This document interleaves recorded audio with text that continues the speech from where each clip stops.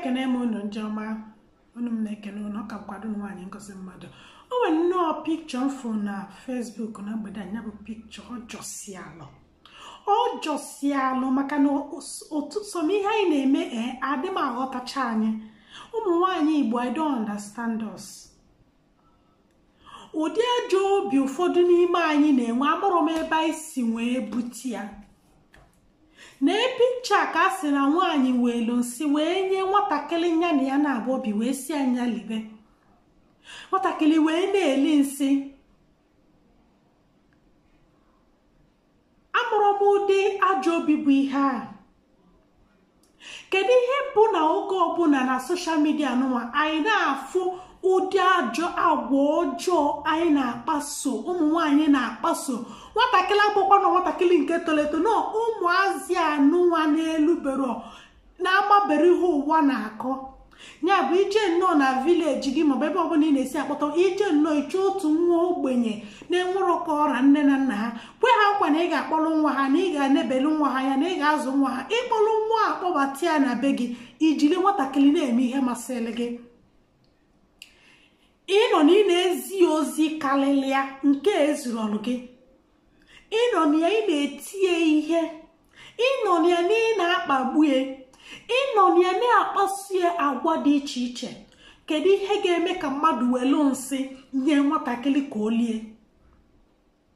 ka o si wee ka m wute ka o si ka njọ bụ na ụmụ nwaanyị na-eme ihe abụrụ dị na ụmụ nwaanyị na-amabara ihe dị n'ịmụ nwa na ihe a bụ ụmụ nwaanyị n'obe di ha mụọ nwa ya bụ na ha amalụgo afụfụ dị n'ibu afọ ime ha amalụgo afụfụ dị n'ịchị nwa mana ị ga-aga jije kpụta nwa onye ọzọ nwa nke ga anọlụ ị na-echekwebe ya ị na-eme ihe niile nwa nke gị ọ dịghị ka akwa mana nwa nke onye ọzọ dị ka okwute ị na-amụ nke gị aka nwa ijizi chiche kpụrụ nwa onye ọzọ ijidezie nwa onye ọzọ a ị na-akpagbu ya ichelu na nke gị ya abalụ gị ụlọ. Ọ na-abụ ụfọdụ ihe na-aga emewe na mmebi ụmụ ọnwụ ike anụnwa na-anwụ ọ na-ewute m mana mgbe ụfọdụ nnesi anya ụdị mpụ na alụlụmana anyị na-alụsi n'ala Igbo kịta anụnwa nsị na amụrụ m nke na-egbu anyị ajọ obi kazi nkụ mpụ na alụlụ ala juru ebe niile agwa ọjọọ enwerozi ihe kwutelie ọ gịnị na-eme. Kedu na ihe anyị ga-eme ụmụ nwaanyị Igbo ka ụfọdụ n'ime ụmụ nwaanyị Igbo a na-eji akpọrọ ụmụazị na-akpagbu kedu na ihe anyị ga-eme ka ha kwụsị ya kedu kwena ihe a ga-emenwu ka ụmụ nwaanyị kwụsịkwana ịkpọpụ nwa ha na-elubere ogo mkpọpụ. Enwere ndị na-arụ ọrụ si ụmụ ọdịs ejenti na ọ bụrụ na ị chọọ maid maọbụ gịnị akpanyere gị nwatakịrị tolugoli ije maid ịkpọlụnụ maid kwụọlụ maid ụgwọ na-ejelugozi ọ bụrụ na nke ya na-abịa abịa ọbịasị ọrụ gị ọlụọ na ọ dị mma ịkpọlụ ọ bụrụ na nke ọ ya abụ ịchọrọ ka nke na-ebili ebili nke ọ bụla ịchọrọ ime gịnị ịkpọlụ ma ọkwanụ na ịmụrụ oke ya azụmụ mee gịnị chịkwawalụ onwe gị. Kwụsịnụ na ihe ọjọọ anụnwa na ọ dịrọ mma mgbe ọbụla abịa na soshal midia anụnwa abịa fụ ụdị alụlụmana anyị na-alụsa nwatakịrị ụdị ajọ obi anyị ji eso nwatakịrị ụmụazị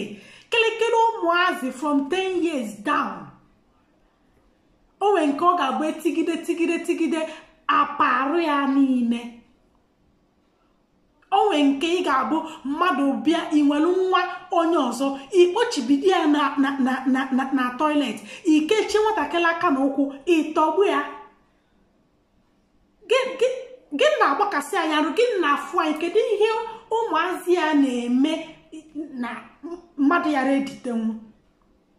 Kedu ụdị agwa ọjọọ nwatakịrị ụmụazị ya na-elubero 10 years kedu ụdị agwa ọjọọ ha nwere ike ịkpaso gị na ịghara na-ịta nwunye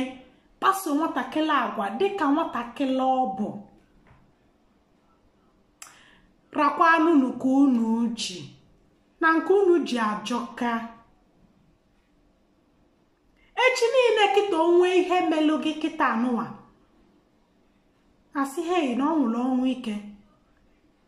Nwatakịrị a ụmụazị nwekwara chi na-edu ha ụmụazị nwekwara chi na-eso ha megide ihe anụnwa ofu ihe unu na-amara ọdakwasị unu a na-akọ ya mana ị marụ na nga ji aka gị wee mee gịnị kpatala onwe gị nkwa arụrụ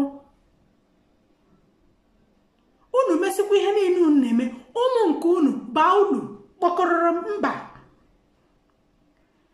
ịma njụ ọ bụ gịnị kpatara ya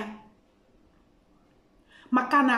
onye na-eme ihe ọjọọ ga-eme gịnị ọ ga-anata ụgwọ ọrụ ya ịbụrụ nwoke nwe ezinụlọ ị nwee nọlụ fụ ka nwunye ị na-anụ wee jejeje kpụta nwatakịrị ọnda eji igbu ya nkịtị ịma na ngị nwa na ịbụkwa kọpọreti na ịbụrụ ezigbo mmadụ kedu ka mmadụ ya ejechiche kpọrọ nwatakịrị elubro 10 years n'elubro teenage kpọrọ ya ngị na-ebili ị na-ebu ya ụdịka n'ezie ozi dị iche iche ị nọlụbụrụ nwoke fụ ka nwunye gị si wee na-emegide nwa ọ kpọtalụ ịgba nkịtị ihe ọbụla ga-emelu ọma nrakwa gị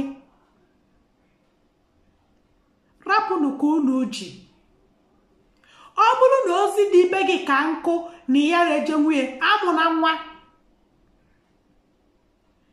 mgbe o ji nwee dị gị ka unu akpatago ego a ga-ezuru unu amụla ofu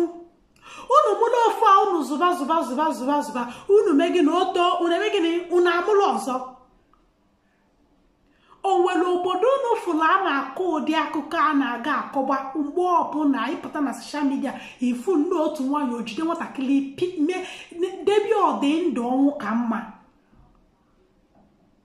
obodo ndị ọzọ a na-enechala ụmụazị anya as the future of tomorrow mana gọọmenti na-eme nke ha na-eme individual na-eme karịa nke gọọmenti na-eme nobody cares about children like ihe ọbụla gbasara nwatakịrị na aba anyị ka a na-ekpeluchi onye nne na nna ya na-azụ nrọ nothing for you unless your luck finds you